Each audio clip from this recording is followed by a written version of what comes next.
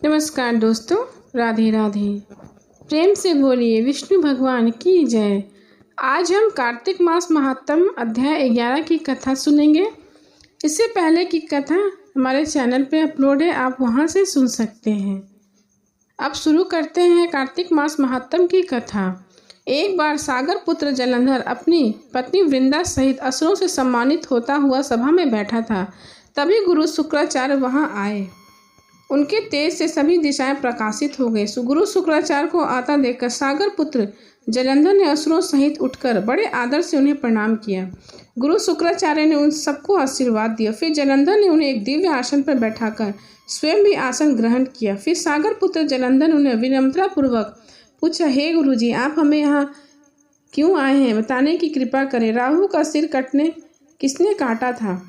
इस पर गुरु शुक्राचार्य ने विरोचन पुत्र हिरण्यकश्यप और उनके धर्मात्र पौत्र का परिचय देकर देवताओं और असुरों द्वारा समुद्र मंथन की कथा संक्षेप में सुनाते हुए बताया कि जब समुद्र मंथन से अमृत निकला तो उस समय देव रूप बनाकर राहु पीने के लिए बैठ गया। इस पर इंद्र के पक्षपाती भगवान विष्णु ने राहु का सिर काट डाला।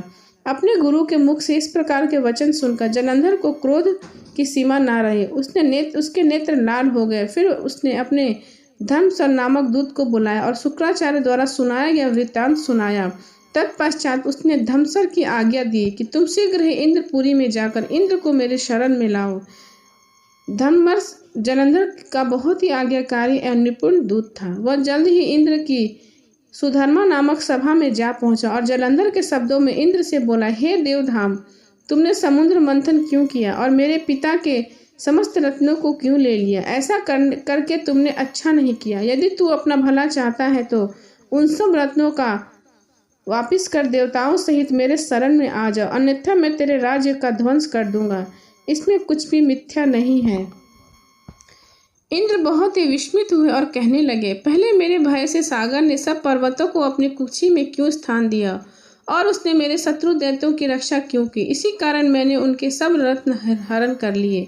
मेरा द्रोही सुखी नहीं रह सकता, इसमें संदेह नहीं।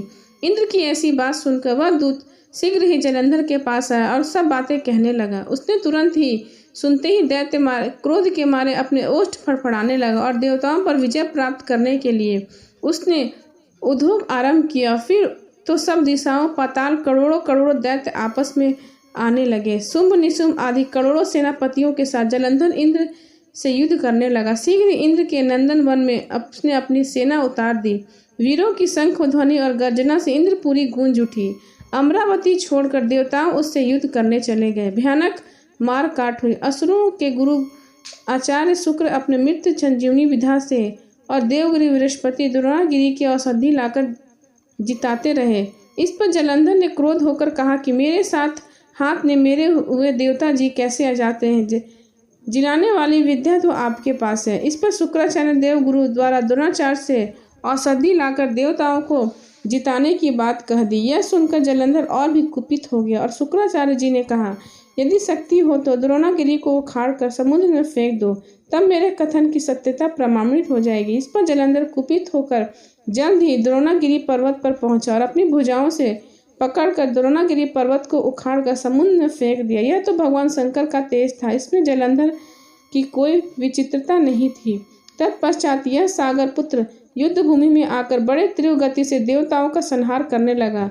जब द्रोणाचार्य जी औषधि लाने गए तो द्रोणाचार्य को उखड़ा हुआ शून्य पाया। वह भयभीत होकर देवताओं के पास आ गए और कहा कि युद्ध बंद करो, जलंधर तो अब नहीं जीत सकोगे। पहले इंद्र ने शिव जी का अपमान किया था। यह सुन देवता युद्ध में जय की आशा त्याग इधर उधर भाग गए। सिंधु सूत निर्भय होकर अमरावती में घुस गया। इंद्र आदि सब देवताओं ने गुफा में शरण ले ली। इसके बाद इंद्र आदि देवता वहां से भयभीत होकर भागते हुए बैकुंठ में विष्णु जी के पास पहुंचे। देवताओं ने अपनी रक्षा के लिए उनकी स्तुति की। देवताओं की उन दीन वाणी को सुनकर करुणा सागर भगवान विष्णु ने उनसे कहा कि हे देवता, तुम भय को त्याग दो, मैं युद्ध में शीघ्र ही जलंधर को देखूंगा।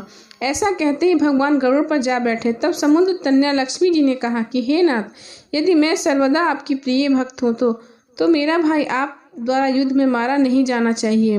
इस पर विष्णु जी ने कहा, अच्छा यदि तुम्हारी ऐसी प्रीति हो तो मैं उसे अपने हाथों से नहीं मारूंगा, परंतु युद्ध में अवश्य जाऊंगा, क्योंकि देवताओं ने मेरी बड़ी स्तुति की है।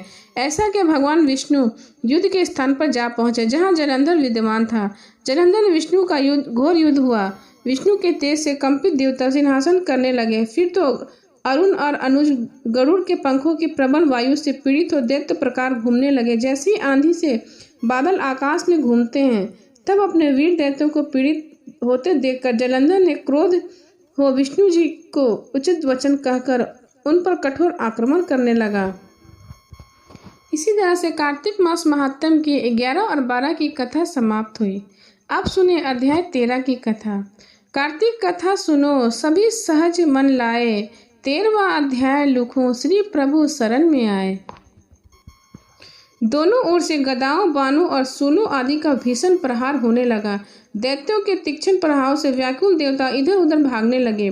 तब देवताओं को इस प्रकार भयभीत हो देख गरुड़ पर चढ़े भगवान विष्णु युद्ध में आगे बढ़े और उन्होंने अपने संग्रह नामक धनुष उठाकर बड़े जोर से टंकार किया। त्रिलोकी शाब्दित हो गए। पत्रमाल और भगवान ने हजारों दैत्यों के सिर काट दिए। फिर तो विष्णु और जलंधर का महासंग्राम हुआ। बाणों में आकाश भर गया। लोग आश्चर्य करने लगे। भगवान विष्णु के बाणों से वेग से उस दैत्य की ध्वजा, छत्र और धनुष बाण काट डाले। इससे व्यवस्थित होने उसने गदा उठाकर गरुड़ के मस्तक पर दे मारी। साथ ही क्रोध से उस दैत्य ने विष्णु जी की छाती पे भी एक तीक्ष्ण बाण मारा। इससे उत्तर में विष्णु जी ने उनकी गदा काट दी और अपने सारंग धनुष पर बाण चढ़ाकर उसको बिंधना आरंभ कर दिया। इस पर जलंधर इन पर अपने बाणों बरसाने लगा। उसने विष्णु जी को कोई पैने बाण मारकर विष्णु धनुष को काट दिया। धनुष कट जाने भगवान ने गदा ग्रहण कर ली और शीघ्र ही जलंधर को खींचकर मारी, परंतु उस अंगवतित उमद गधा की मार से वह दैत्य कुछ भी चलायमान न हुआ। उसने एक अग्निमुख त्रिशूल उठाकर विष्णु पर छोड़ दिया। विष्णु जी ने शिव के चरणों का स्मरण कर नंदन नामक त्रिशूल से उसके त्रिशूल को छेद दिया। जलंधर ने झटपट विष्णु जी की छाती पर एक जोर सा मुकुट मारा। उसके उत्तर में भगवान विष्णु ने भी उसकी छाती पर अपनी एक मुट्ठी का प्रहार किया। फिर दोनों घुटने टेक बाहुओं और मुट्ठी से बाहु युद्ध करने लगे। कितनी ही देर भगवान विष्णु के साथ युद्ध करते, तब सर्वश्रेष्ठ मायावी भगवान उस दैत्यराज की मेघवाणी से बोले, हे रण दुर्मय देश से, तू धन्य है जो इस महायुद्ध में बड़े बड़े आधुओं से भयभीत न हुआ। तेरे इस युद्ध से मैं प्रसन्न हूँ। जो तू चाहे वर मांग ले। मायावी विष्णु की ऐसी वाणी सुनकर जलंधर ने कहा, हे भावुक, यदि आप मुझ पर प्रसन्न है तो यह वर दीजिए कि आप मेरी बहन तथा अपने सारे कुटुंबियों सहित मेरे घर में निवास करें। नारद जी बोले, उसके ऐसे वचन सुनकर विष्णु जी को खेद तो हुआ, किंतु उसी क्षण देवेश ने तथास्तु कह दिया। अब विष्णु जी सब देवताओं के साथ जलंधरपुर में जाकर निवास करने लगे। जलंधर अपनी बहन लक्ष्मी और देवताओं सहित विष्णु को वहां पाकर बड़े प्रसन्न हुए। फिर देवताओं के पास जो भी रत्न आदि थे, सबको ले जलंधर पृथ्वी पर आ गया। निशुंभ को पाताल में स्थापित कर दिया और देव, दानव, यक्ष, गंधर्व, सिद्ध, सर्प, राक्षस, मनुष्य आदि सबको अपना वंशवर्ती बना त्रिभुवन पर शासन करने लगा। उसने धर्म अनुसार सुपुत्रों का समाज प्रजा पालन किया। उसके धर्म राज्य में सभी सुखी थे। कार्तिक मास आज लिखूं 13वां अध्याय। श्री हरि कृपा करे, श्रद्धा प्रेम बढ़ाए। इति श्री अध्याय 13 की कथा समाप्त। अब अध्याय 14 की कथा हम अगले वीडियो में सुनेंगे। प्रेम से बोले विष्णु भगवान की जय।